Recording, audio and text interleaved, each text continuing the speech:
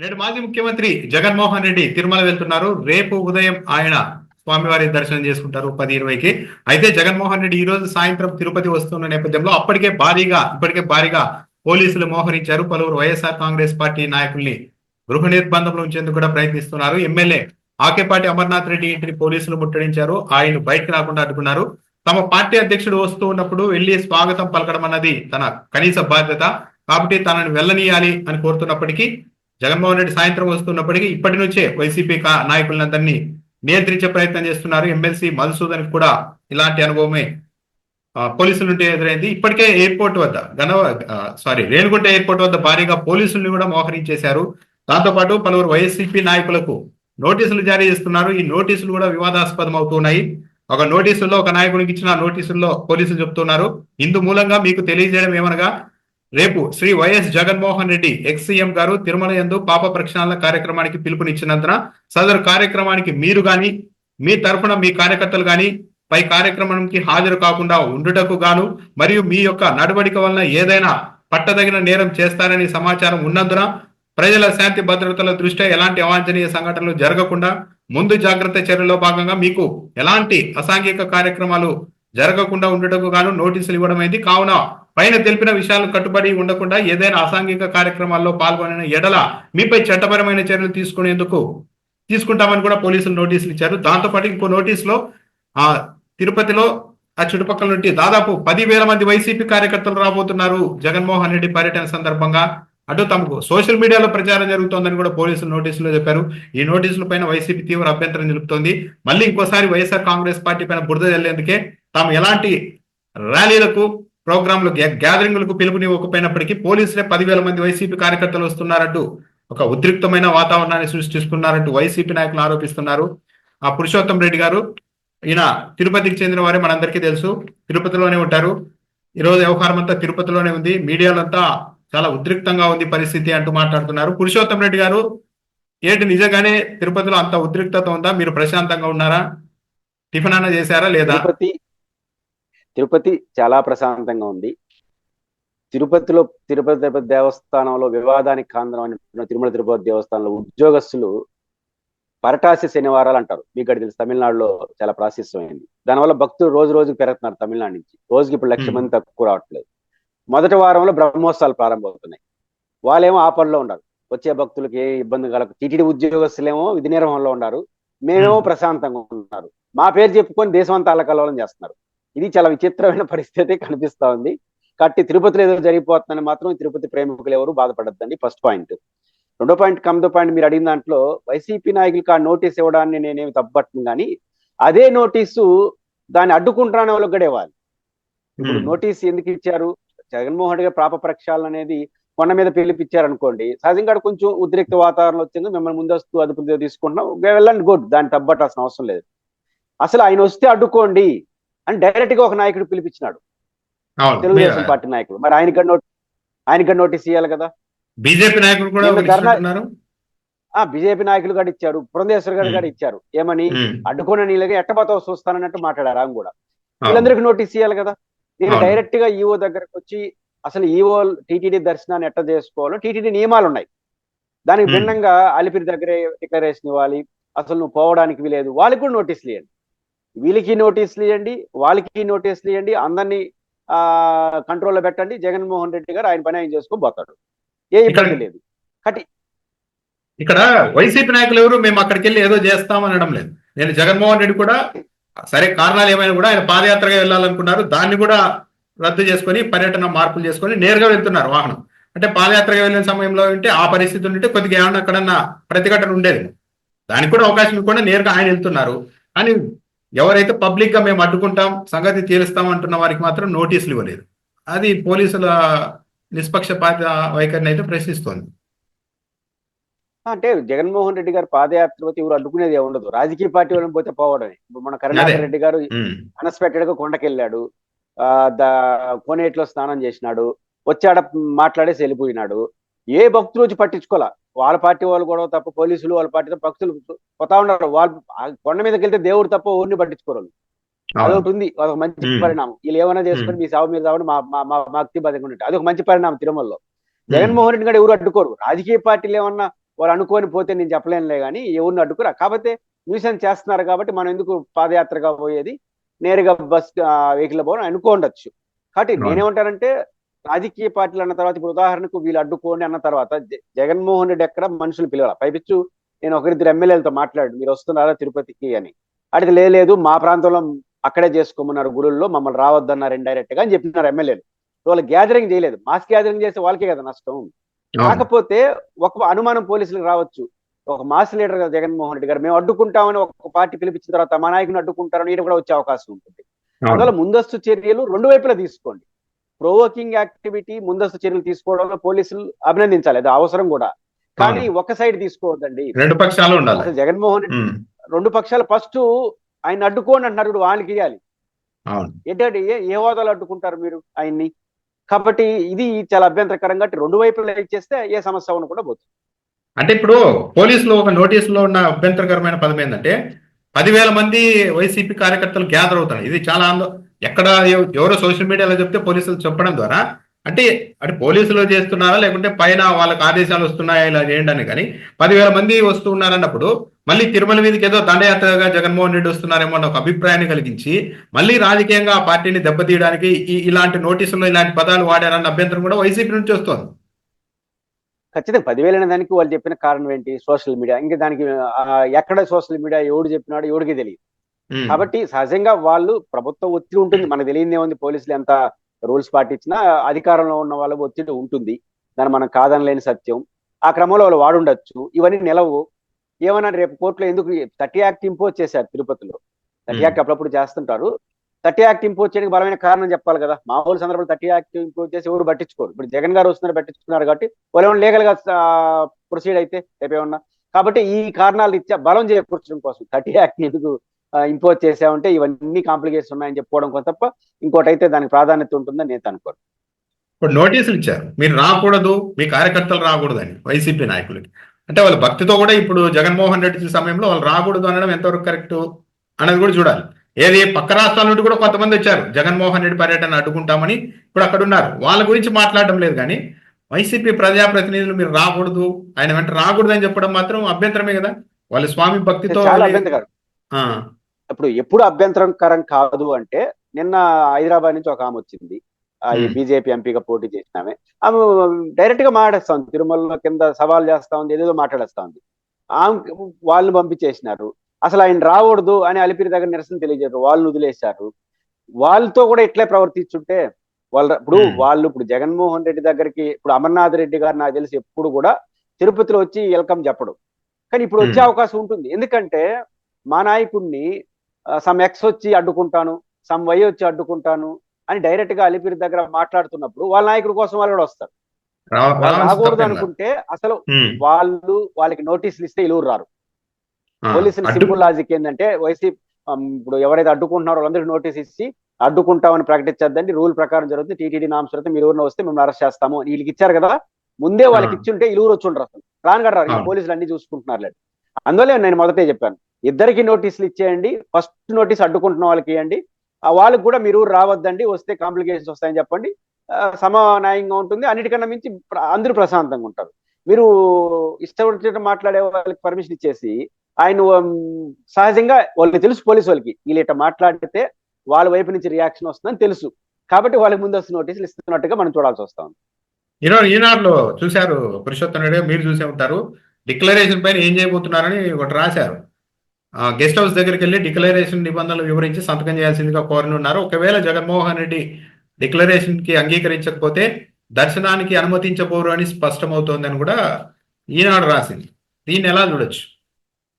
రెండు పాయింట్లు ఉన్నాయి. డిక్లరేషన్ ఒక అవసరం, చట్టం ఏం చెప్తుంది. ఒకటి, డిక్లరేషన్ అనేది 17వ కంపార్ట్మెంట్ దగ్గర ఉంటుంది. చాలా మంది టెంపుల్లో ఉంటుంది అంటారు, కాదు. 17వ కంపార్ట్మెంట్ అంటే అక్కడికే వస్తారు ఎవరు, వివిఐపీలు వీళ్ళందరూ ఆ రూట్ లోనే పోతారు కాబట్టి అక్కడ పెట్టుంటారు దాన్ని. యాజ్ పర్ యాక్ట్ అక్కడ ఉన్న ఉద్యోగస్తుడు నువ్వు ఫలానా అన్యమతం అని వాడదు, హిందూ ఏతరులు అని ఉంది దాంట్లో.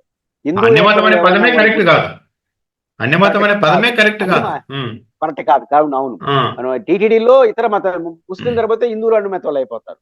కాబట్టి అన్ని మతం అనేది కాదు, హిందూ ఏతరులు. హిందూయేతరులు ఎవరైనా వచ్చినట్టు అక్కడ ఉద్యోగస్తులు ఎవరైనా గుర్తిస్తే వాళ్ళని అడగచ్చు.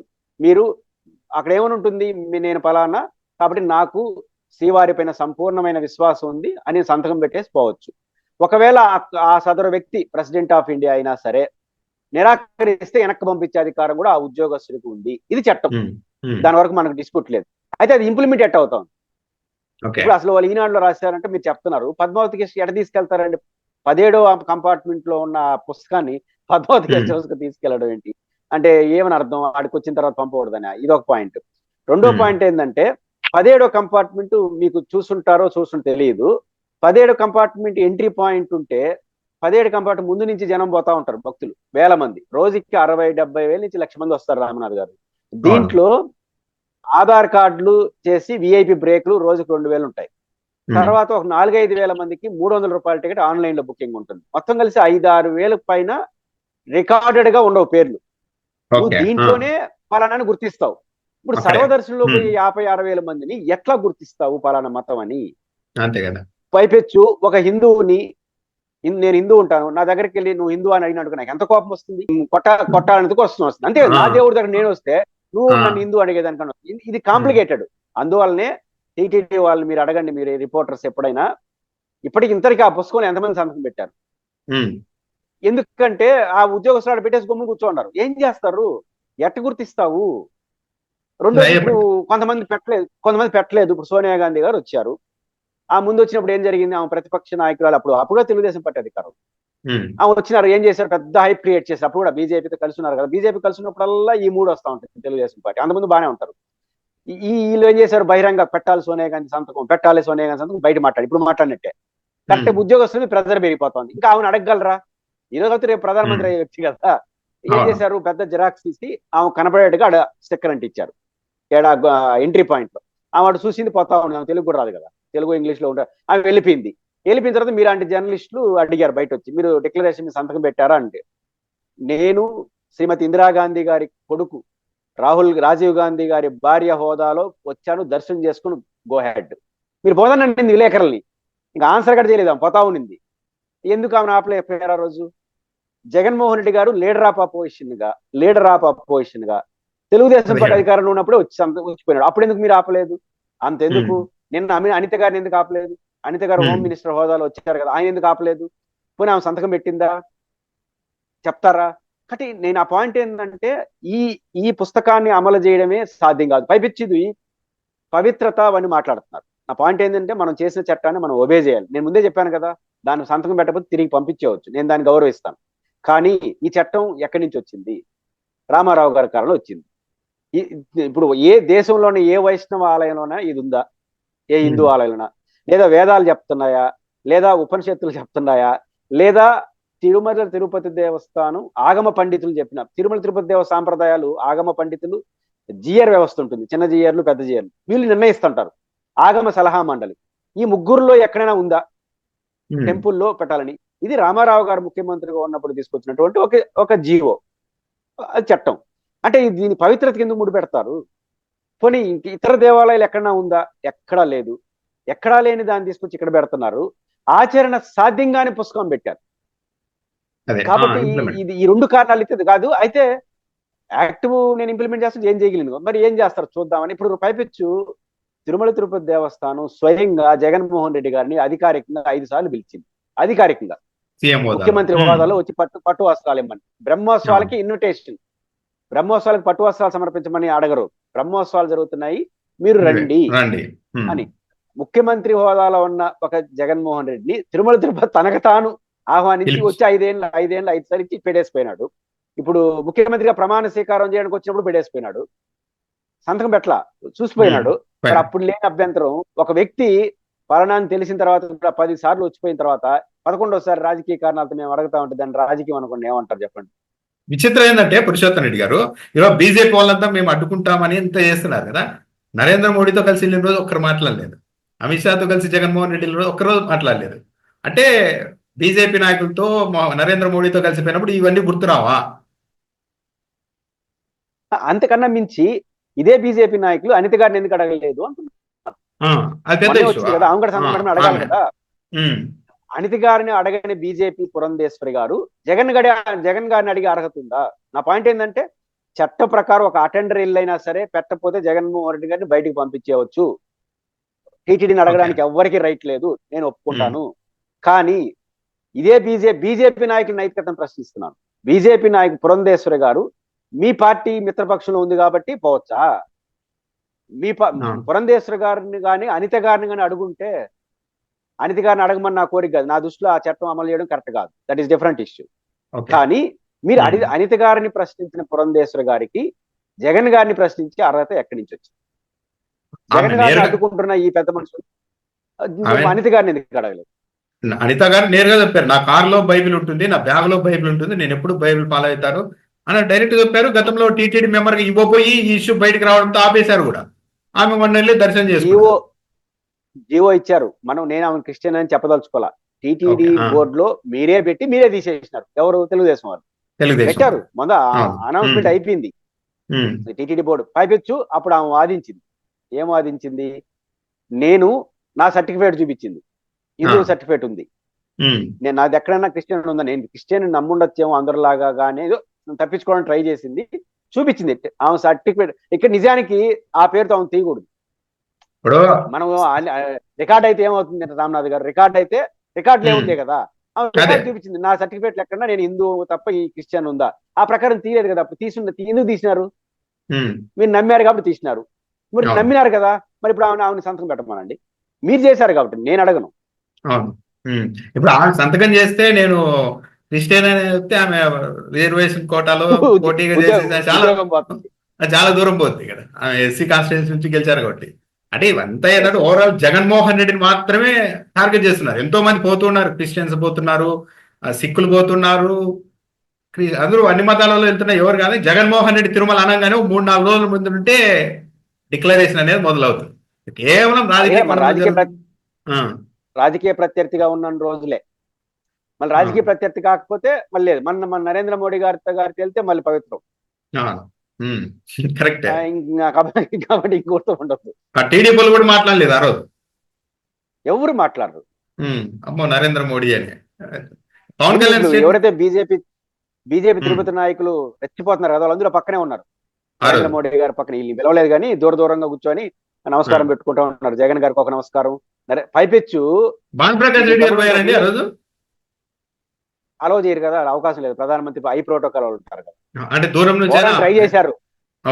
ఓవరాల్ ట్రై చేశారు, పంపించే అవకాశం. మీరు ఇంకో గమనించే పాత వీడియోలు తిరిగి చూడండి, అవసరం మన వీడియోలో ప్లే చేయండి.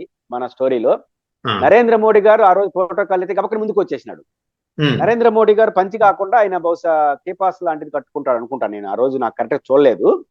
జగన్మోహన్ రెడ్డి గారు పంచి కట్టుకోవడంలో తడబాటు కారణంగా కొంచెం లేటుగా వచ్చినాడు. హార్దిక్ నరేంద్ర మోడీ గారు ఎలా పడి ఆయన పిలుచుకోపోయినాడు.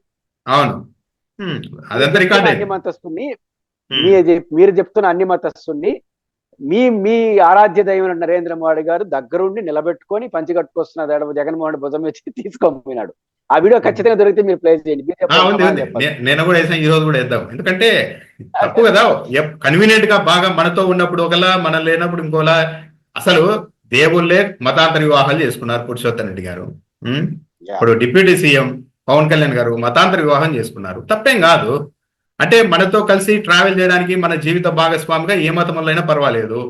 ఒక వ్యక్తి ఏ మతం వాడైనా మన దేవుడి దగ్గరకు ఇంకో మతం వ్యక్తి వచ్చి దండం పెడుతుంటే అది గర్వపడాలి కానీ సిగ్గుపడడానికి బాధపడడానికి ఏముందో కూడా అర్థం కాదు.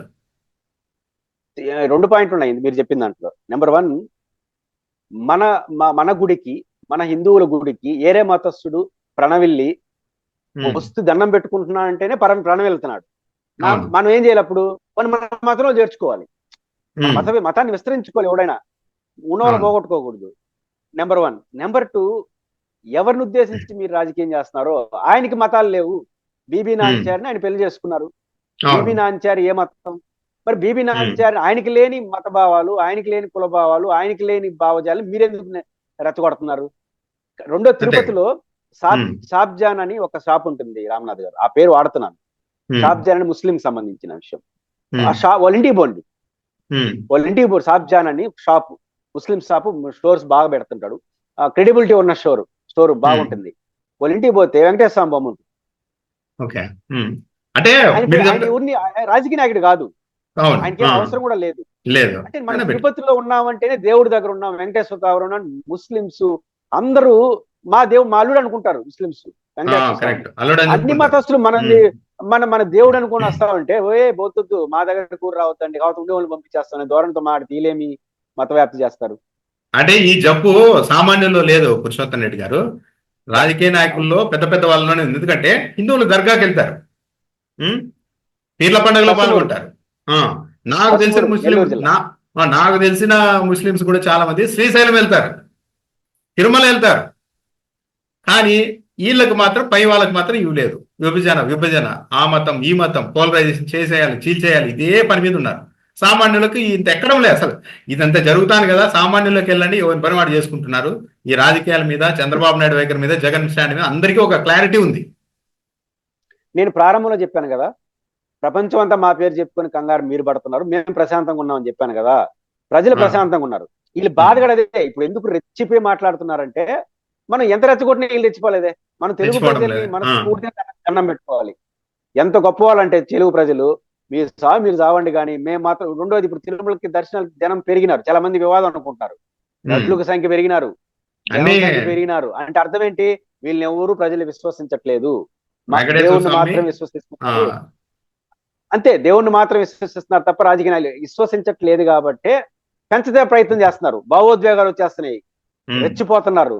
ఎందుకు రెచ్చిపోయి ఉపన్యాసాలు చెప్తున్నారంటే, రెచ్చిపోవాల్సిన ప్రజలు రెచ్చిపోవట్లా.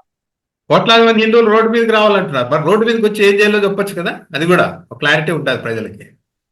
మీకు అధికారం ఎందుకు ఇచ్చింది? తప్పు చేసిన వాళ్ళు శిక్షించమని. ఆ పని వదిలేసి ఇవన్నీ ఎందుకు?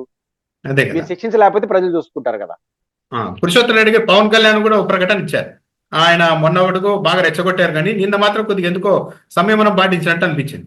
జగన్మోహన్ రెడ్డి డిక్లరేషన్ అంశం అనేది టీటీడీ అధికారులు చూసుకుంటారు, కూటమి పక్ష నేతలు దీంట్లో మాట్లాడాల్సిన అవసరం లేదన్నారు. కూటమి పక్ష నేతలు అంటే టీడీపీ, బీజేపీ, జనసేన. దీన్ని ఎలా చూస్తారు ఇప్పుడు? పవన్ కళ్యాణ్ గారు ఒకసారి చాలా బాగా నచ్చుతాడు నాకు. ఒకసారి దానికి ఉల్టాగా పని, ఆయనకు అర్థమే కాదు. ఒకసారి నేను ఒక సభలో పాల్గొన్నాను, అంటే ఇంటర్నల్ గా మేధావులతో సమావేశం 2019 ఎన్నికల్లో అయినప్పుడు నేను కూడా పోయినా. నేను మాట్లాడలేదు కానీ టైం లేదు. అసలు ఇట్లాంటి నాయకుడు ఉండాలనిపించింది నాకు. చాలా చిన్న పిల్లోళ్ళలాగా ఏం చెప్పినా రాసుకోవడం, ఉల్టాగా మీటింగ్ వచ్చేస్తే అసలు నాకు అర్థమే కాదు, ఈయన పవన్ కళ్యాణ్ అనిపిస్తాడు. అసలు నాకు ముచ్చటేసింది ఆ రోజు మీటింగ్ లో. ఇట్లా ఉందని లీడర్ అంటే పుస్తకం రాసుకుని ఎవరైనా క్వశ్చన్ వేస్తే ఒకసారి బ్రదర్ నాకేం తెలియదు బ్రదర్ పెన్ ఎత్తు రాసు చూస్తా ఉంటే ఇట్లా కదా లీడర్ ఉండాలనిపించింది, ముచ్చటేసింది నాకు. కరెక్ట్ గా సాయంత్రం ఇంటికి వచ్చి కూర్చున్న టీవీ చూస్తా ఉంటే పడపడపడపడ మాట్లాడేస్తున్నాడు. అదే మీటింగ్ లో పోతే ఆయనకి ఏమైనా కొనకు వస్తుందో తెలియదు కానీ నాకు అర్థమే కాదు. అంటే క్లారిటీ ఉంది, మేధావుల దగ్గర ఎలా మాట్లాడాలి, సామాన్య జనాన్ని ఎలా రెచ్చగొట్టాలి. మీ దగ్గర ఊగిపోతే కాదు కదా, అందుకని మీ దగ్గర ఒబిడియంట్. పవన్ కళ్యాణ్ గారు ఇచ్చిన స్టేట్మెంట్ పైన నిలబడుతూ అది మంచి పరిష్కారం వాళ్ళకి గారు చెప్పాలి. మీ మిత్రపక్షం చెప్పి మీరు ఎవరు మాట్లాడదండి అని చెప్పాలి. అది వాళ్ళు మాట్లాడకపోతే అసలు సమస్య ఉండదు తిరుపతిలో. ఓకే, ఇవాడంటే ఒకటి పురుషోత్తం రెడ్డి గారు, ఇవన్నీ సరే, ఈ నిబంధనలు ఇవన్నీ పక్కన పెడితే ఒక ప్రశ్న కూడా ఉంది. ఓపెన్ గా చెప్పాలంటే, ఇంత జరుగుతోంది కదా, జగన్మోహన్ రెడ్డి అక్కడ ఒక నిబంధన ఉంది, ఏదో ఒక స్టాండ్ తీసుకోవచ్చు కదా, డిక్లరేషన్ మీద సంతకం చేయడమా, చేయకపోవడమా, చేయకపోతే ఎందుకు చేయాల్సిన అవసరం తనకు లేదు అన్నది ఒక వివరణ ఇవ్వచ్చు కదా అన్నది ఒక ప్రశ్న అయితే ఉంది. దీనికి ఏమంటారు? అంటే మనం అకాడమిక్ గా ఆలోచిస్తే అది కరెక్ట్. అసలు ఈ ఇట్లా వచ్చింది కదా, ఒక డిక్లరేషన్ మీద ఏ రాజకీయ పార్టీ అయినా ఒక స్టాండ్ తీసుకోవాలి. అసలు డిక్లరేషన్ అవసరమా? అవసరమైనా అది పెట్టడం సాధ్యమా? టీటీడీలో ఉన్న వేలాది నేను చెప్పిన కాంప్లికేషన్స్ ఉన్నాయి కదా, అట్లాంటిది ఎందుకు అని చెప్పాలి. లేదా మేము పాటిస్తాం, ఉంటేది ఉండేది చెప్పాలి. అయితే మనం అకాడమిక్ యాంగిల్ అది కరెక్ట్, అది రాజకీయ కోణం కదా. ఇప్పుడు ఆ ప్రశ్నించే వాళ్ళకి రాజకీయాలు, ఇప్పుడు మీరు ప్రశ్నిస్తే జగన్మోహన్ రెడ్డి సావధానంగా సమాధానం చెప్తాడు. ప్రశ్నిస్తా ఉండేది రాజకీయం కోసం. ఇప్పుడు మనం ఒక అకాడమిక్ ఇంట్రెస్ట్ తో ప్రశ్నిస్తా ఉన్నప్పుడు జగన్ గారు సమాధానం చెప్పగలడు. కానీ ప్రశ్నిస్తున్న వాళ్ళు నువ్వు ఫలానాన్ని ముద్ర వేసేసి ఏదో రాజకీయం చేయడం కోసం అనుకున్నప్పుడు వాళ్ళు కూడా రాజకీయ స్టాండ్ తీసుకుంటారు. బతక నేర్చిన స్టాండ్ అంటారు కదా మన మామూలు భాషలో. కాబట్టి ఇదే ఉంటాయి. కాబట్టి భావోద్వేగంతో కూడుకున్నట్టు కాకుండా బాధ్యతతో క్వశ్చన్ చేసినప్పుడు బాధ్యతతో సమాధానం వస్తాయి. నువ్వు భావోద్వేగం రాజకీయం చేసినప్పుడు నేను కూడా భావోద్వేగం, అది నడుస్తుంది ఇక్కడ వ్యవహారం. అది కాబట్టి జగన్ గారి నుంచి ఇది ఆశించలేము అనుకుంటున్నాను నేను. ఓకే, మరి చూద్దాం. అయితే ఈ రోజు అయితే అటు ప్రభుత్వం కూడా ఏదో గట్టిగానే ఉన్నట్టుంది, ఏదో ఒక స్టాండ్ వైపు జగన్మోహన్ రెడ్డిని తోసేయాలి అన్నట్టు. మరి అటు మీరు చెప్పారు పద్మావతి గెస్ట్ హౌస్ దగ్గరికి డిక్లరేషన్ బుక్ ఎలా తీసుకెళ్తారని. మళ్ళీ అంటే అక్కడ ఎక్స్ప్లెయిన్ చేస్తారా, అక్కడ నుండి వెనక్కి పంపిస్తారా, లేకుంటే మీరు చెప్పిన 17వ గేట్ దగ్గరకు వచ్చిన తర్వాత, కంపార్ట్మెంట్ దగ్గరకు వచ్చిన తర్వాత అడ్డుకుంటారా, లేకుంటే అప్పట్లో లాగే 3 రోజులు ఈ వ్యవహారం నడిచి ఆ తర్వాత ఆఖరిలో దర్శనం అయిపోయి జగన్మోహన్ రెడ్డి నామాలు పెట్టుకొని రావడం, ఆ తర్వాత ఏముంది లేని అందరూ సర్దుకోవడం, అదే రిపీట్ అవుతుందా అన్నది చూడాలి. ఈసారి ప్రత్యేక పరిస్థితులు ఉన్నాయి కాబట్టి వివాదం పెద్దగా ఉంది కాబట్టి ఏం జరుగుతుందో మరి చూద్దాం. పురుషోత్తం రెడ్డి గారు, మీరైతే ప్రశాంతంగానే తిరుపతి వాసులు ఉన్నారని చెప్తున్నారు, మంచి పరిణామమే. థ్యాంక్ యూ అండి.